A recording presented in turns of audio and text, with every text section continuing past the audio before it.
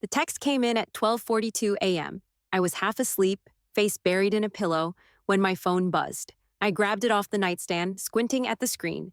Nathan, guess we'll just go ahead and lose Dad to the feds? Unless you've got a few nickels saved from babysitting startups. LOL. I stared at it for a second. My stomach clenched, not because of what he said, but because of how easy it was for him to say it. Quick note, before listening, share which city or country you're watching from. Nathan always did this. Tossed casual insults like footballs, not even looking to see where they landed. I was 34, not 14. But to him, I'd never outgrown the role. His clueless, broke little sister chasing tech fantasies. Never mind that I now owned and ran a logistics firm handling federal agency contracts across 5 states. And the biggest irony? The very case he was texting me about, the one threatening to swallow our dad whole, I'd already dropped over 50 grand on legal fees to protect him. Quietly, months ago, Nathan had no clue. Claire either. I read the text again, then rolled out of bed.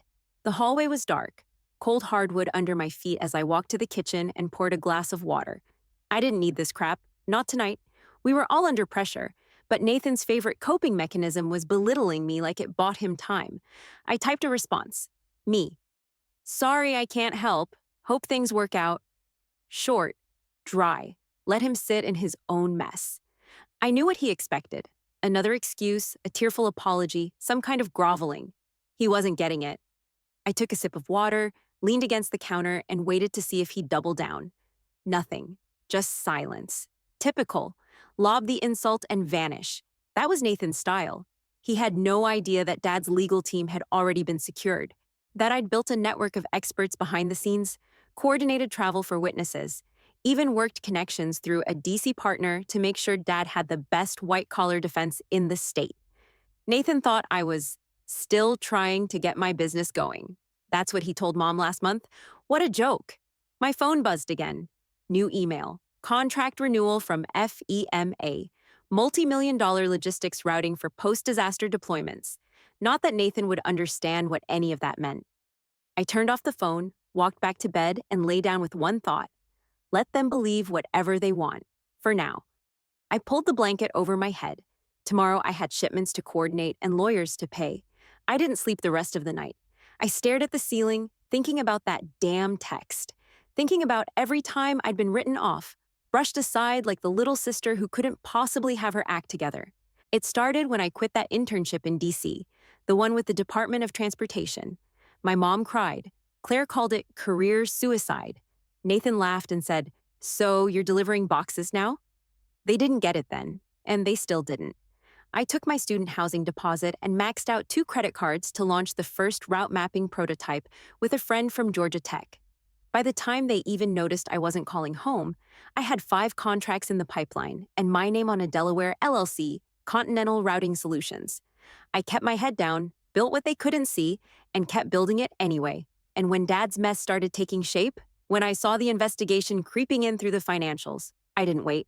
I called in a favor from a client contact at DHS, found the best defense team in Richmond that specialized in procurement fraud, and wired a non-refundable retainer before charges were even announced, because I knew. I knew no one else would be ready when it dropped. The sun came up while I was still staring at the ceiling. I got up, made coffee, and called the lawyer directly. Catherine Weller, she answered. Sharp voice, always sounded like she was walking and reading something at the same time. Hey, it's Megan Collins. She paused. Oh, yes, good morning. Everything all right? I just got a message from my brother, I said. Sounds like the rest of the family still doesn't know the defense is covered. No, they don't, she said, flipping papers. I could hear it. They've been calling since Monday. Nathan asked for an extension on the next payment. Claire emailed this morning saying she's trying to pull together some money from her Roth IRA. I exhaled through my nose, tight. I told them we're not in crisis mode, she added. I didn't say why. You can keep it that way, I said. Catherine was quiet a second. You sure? I've had clients in your position, anonymous backers who eventually wanted credit, especially when the pressure ramps up. They'll know soon enough, but not today. Another pause. Well, she said, her tone shifting, whoever you are, you saved his case. That first payment bought us time. Your timing was excellent, and it allowed me to pull in the senior litigation team before their calendar filled. Good. I sipped my coffee. Let them keep scrambling a little longer. She gave a low chuckle. I can't say that's not satisfying. It's not about satisfaction, I said. It's about showing up when it counts. They'll figure it out eventually. After we hung up, I stood at the kitchen island, scrolling through a report my assistant had emailed overnight. Freight cost optimization projections for the fall federal bid season. There was a line item buried near the bottom. Weller, Grant, and Kessler. Expedited court logistics. Paid. No one ever asked how those exhibits got flown in from Chicago, or how the witness from Utah made it to Richmond in 24 hours. That was me. I stared at the line. Part of me wanted to call Claire right then and say, "Hey, stop panicking. I've been carrying this from day one." But I didn't. Not yet. They weren't ready. But I was.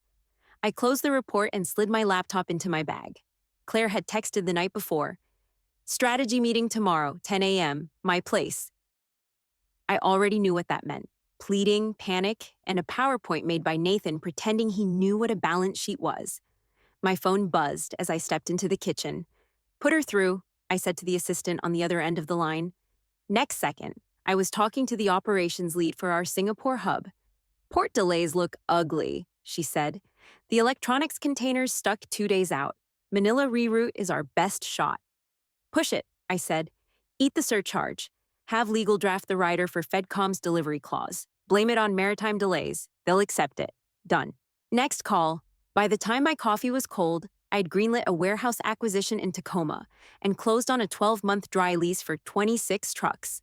I barely noticed when Carly, my assistant, walked in holding a blue folder. "This is what you asked for," she said, setting it on the counter.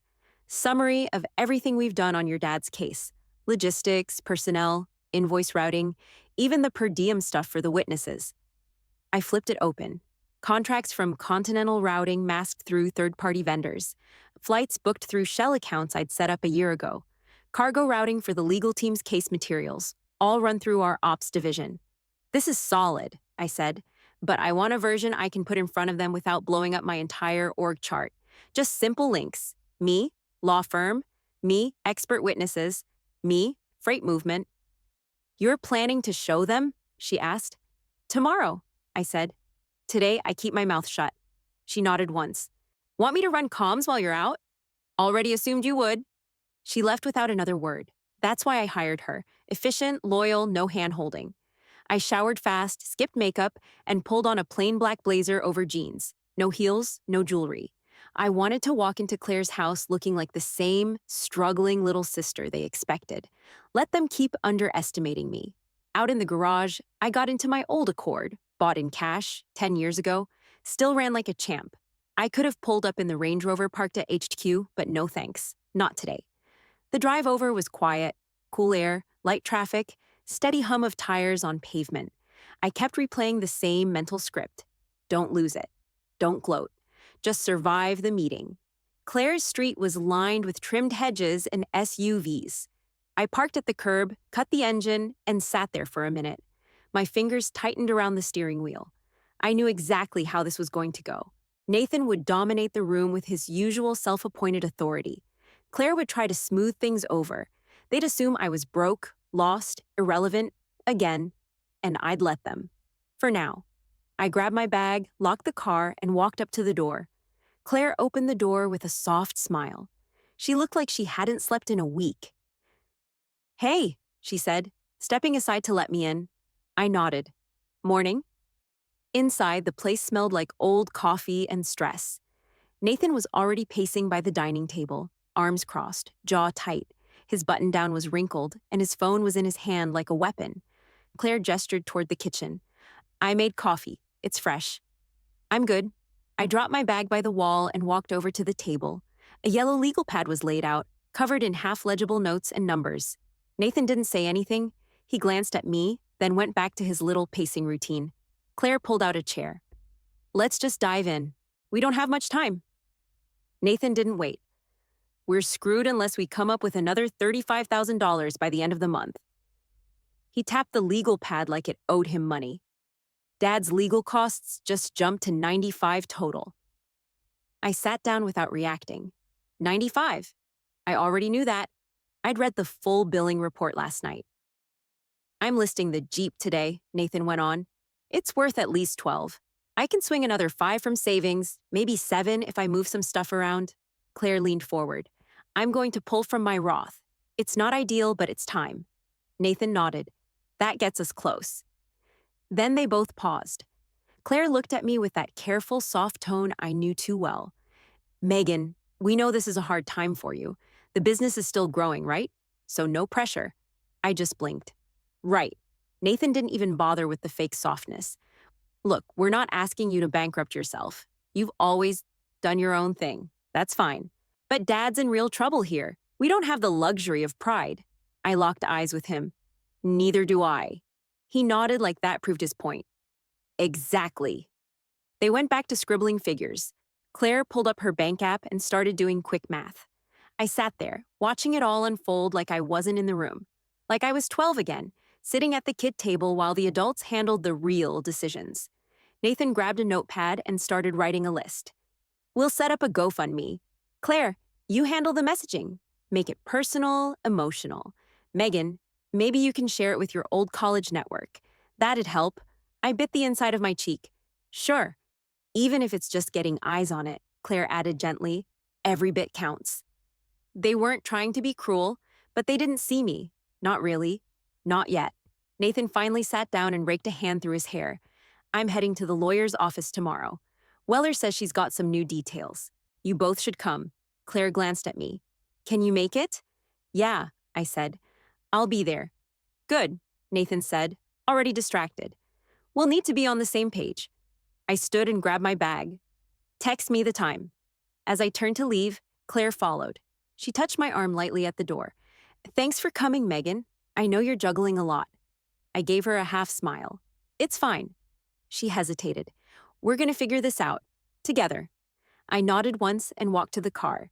My hands were steady as I opened the door, but my jaw was clenched tight. Together? They had no idea. I pulled into my driveway just after 8, headlights sweeping over the front steps. The house was quiet. No meetings, no calls, just me. I dumped my keys in the bowl by the door and kicked off my shoes. The second I sat down, my phone rang. Mom. I closed my eyes before I answered. Hey. Hi, sweetheart, she said softly. Her voice was tired, like she'd been crying off and on all day. You home? Yeah. Just got in. She paused. I could hear Claire's TV in the background, some news channel humming low. I just wanted to hear your voice, she said. It's been hard. I stayed quiet. Your brother's barely sleeping, she went on. And Claire's so stressed her hands are shaking when she pours coffee. This thing with your father, it's breaking them down? I leaned back into the couch, staring at the ceiling. I know, I said.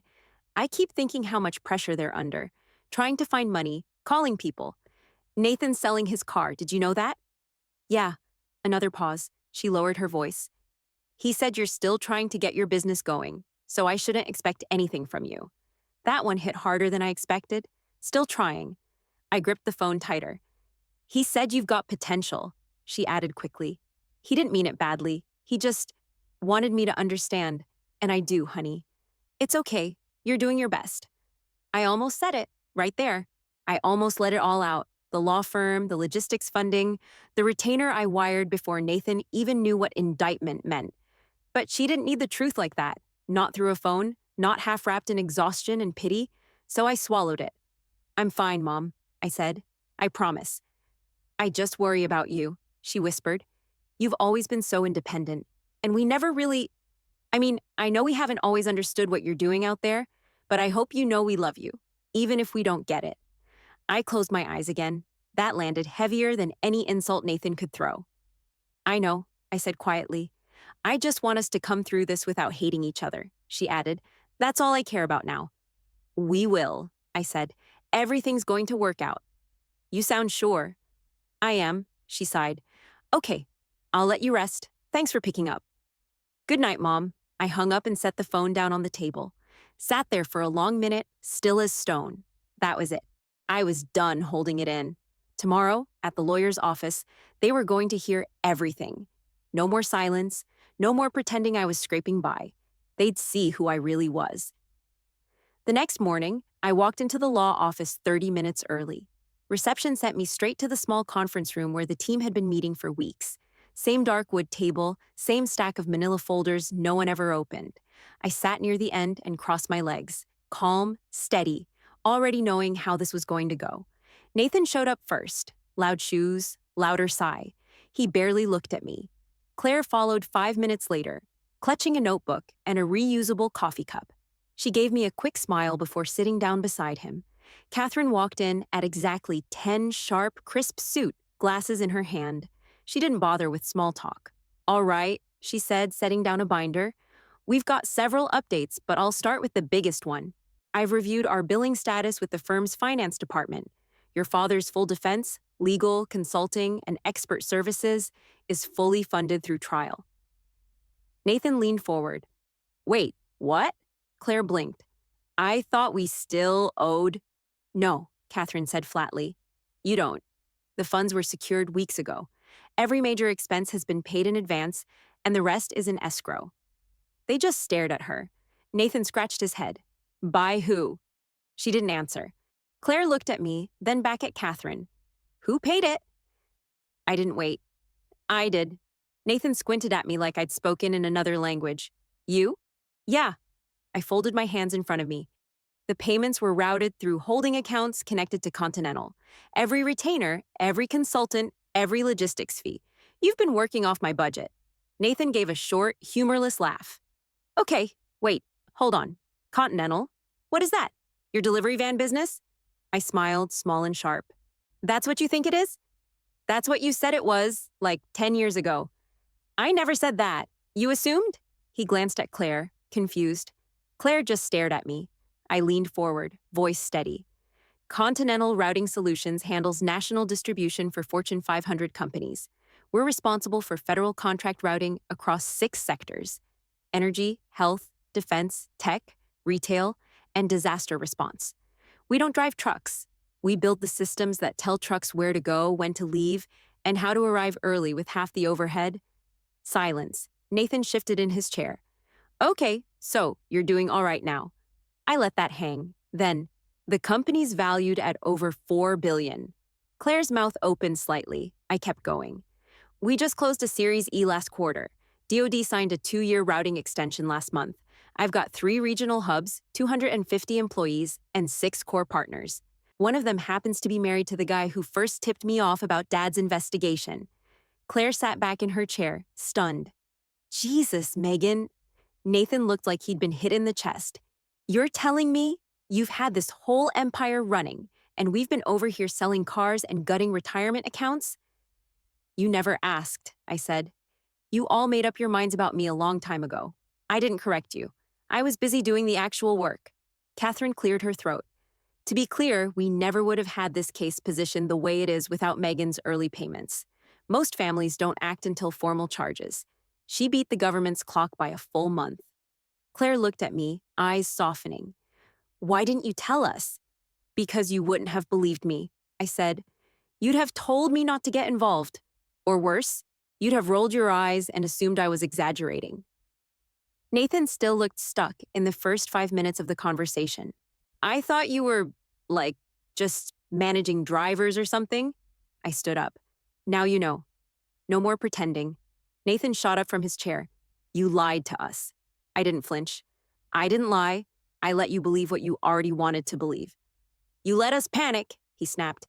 You sat there at Claire's house, letting us scramble like idiots, knowing damn well the bills were paid. You think I enjoyed watching that? I fired back. You think it felt good listening to you explain why I couldn't possibly help? Claire stood slowly, her eyes bouncing between us. Okay, calm down. No, Nathan barked. She played us, Claire. She knew this whole time. I stepped in closer. You want to talk about playing people? Every time I've offered help in the past, you laughed it off.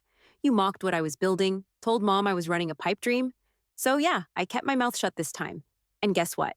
It worked. He pointed at me. That's not the point. No, Nathan, I cut in. That's exactly the point. You wouldn't have accepted my help if I threw it at your feet in a gold box. He looked ready to argue, but Claire suddenly spoke. Wait, hold on. We both turned. She stared at me. 2 years ago, when I needed that bridge loan to keep the salon open, my application was denied. Then, 2 days later, I got approved by a private lender I'd never heard of. No collateral required. I didn't say anything. Claire blinked. That was you? I gave her a single nod. Her mouth dropped open slightly. You never said anything. You were already so stressed. I figured it was easier to let you think it came through on its own. She sat back down, slowly. Jesus! Nathan's jaw tightened, but something in his eyes changed. He crossed his arms. Wait, during my audit, 4 years ago, I got a call from a contact in New York. Someone who walked me through the IRS response, step by step. I thought he was just some pro bono guy. He wasn't, I said. He was one of my outside consultants. I made the introduction behind the scenes. He didn't say anything for a while. His mouth opened, then closed again. Claire looked at him. She's been helping both of us, quietly. For years, I took a breath. Because every time I tried doing it out loud, you both treated me like I was the family screw-up. So I worked around it. I built something real while you dismissed me. Nathan sat back down. He rubbed his eyes, then looked at me, quieter now. Why didn't you just tell us you made it? I shrugged. Maybe I was waiting for someone to ask without the condescending tone. He let out a breath. That's fair. Claire stood again, walked over, and hugged me tight. Her voice was low. I'm sorry. I didn't know. I should have asked more. I hugged her back just for a second. Nathan stayed in his seat, arms resting on the table. Look, I was an ass. I see that now. I'm sorry too. I gave him a look. You're damn right you were. He actually smirked. I deserved that. Claire looked between us. We don't deserve what you did for Dad, but thank you. I grabbed my bag and nodded toward the door. Let's go tell him. The next morning, my phone started lighting up before I even had coffee. Texts, emails, 2 missed calls from a reporter in Baltimore. Then Claire called. Turn on Channel 9, she said. I flipped it on. Local news, mid-morning segment. My face was front and center on a split screen with a headline underneath. Continental Routing CEO, honored for federal innovation in supply chain efficiency. They cut to footage from a panel in D.C. last week. Me in a Navy blazer, speaking into a mic next to a FEMA administrator and a Defense Department logistics chief. Nathan and Claire were watching from her living room. I could hear the broadcast in the background. That's you? Nathan said, incredulous. Pretty sure, I said. The anchor went on about our response times during the last hurricane, the software upgrades we rolled out nationwide, and how our firm beat out 3 legacy companies for the federal award. I let them watch, let them sit with it. A few hours later, they showed up at my office. I met them in the front lobby. No secret back door this time. Nathan looked up at the ceiling, taking in the glass staircase, the wall of LED dashboards showing route data in real time. Claire smiled at the receptionist. This place is... Nathan trailed off. Bigger than a delivery van? I said. Claire laughed. Yeah, I get it now. I walked them upstairs. Carly nodded at me as we passed. She was leading a meeting with the project management team. Claire peeked into a room with a digital map spread across 3 screens. What is that? Real-time routing model, I said. We built our own AI to track congestion, load shift, weather, compliance flags, everything that touches freight timing. Nathan raised his eyebrows. Looks like a war room. It is, I said. A supply chain is just a battlefield with trucks. I showed them the break room, the ops bullpen, the secure server hub. They met 2 of my engineers, my chief legal officer, and our government compliance lead. No one treated me like a baby sister there. Back in my office, Claire sat down across from my desk. I wish I'd seen this sooner. I honestly didn't know what you did. Not really.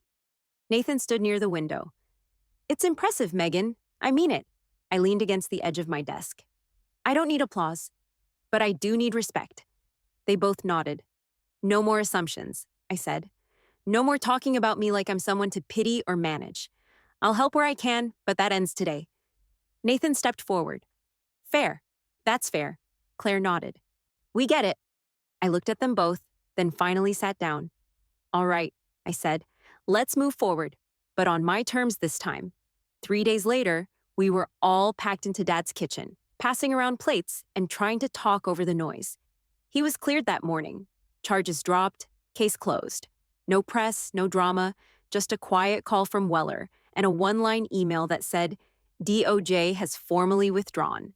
Now we were eating meatloaf like it was Thanksgiving. Dad looked tired, but better, looser. The lines around his mouth had eased, and he kept shaking his head like he couldn't believe he was free. Nathan opened another beer, raised it, and tapped a spoon on the side. All right, before we all go into food comas, he said, I want to say something. Everyone quieted down. Claire leaned forward. Nathan looked straight at me. To Megan, for doing more than any of us knew, for protecting Dad, and for not giving up on this family, even when we gave up on her. The room went still for a beat.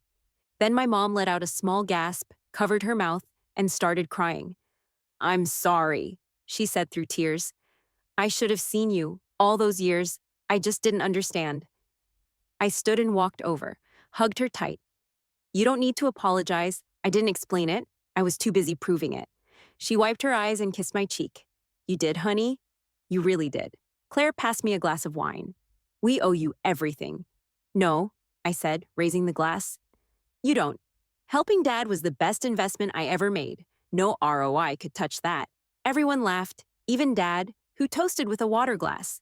We ate, talked, argued over whether Nathan actually knew how to grill ribs. It felt normal, for the first time in years. My phone buzzed in my pocket. Carly, new partnership signed. Midwest Rail full rollout approved. I looked at the screen for half a second. A deal worth 8 figures, 3 months in the making. I smiled, locked the phone, and slid it back into my jacket. Not tonight. Tonight, I was just part of the table again.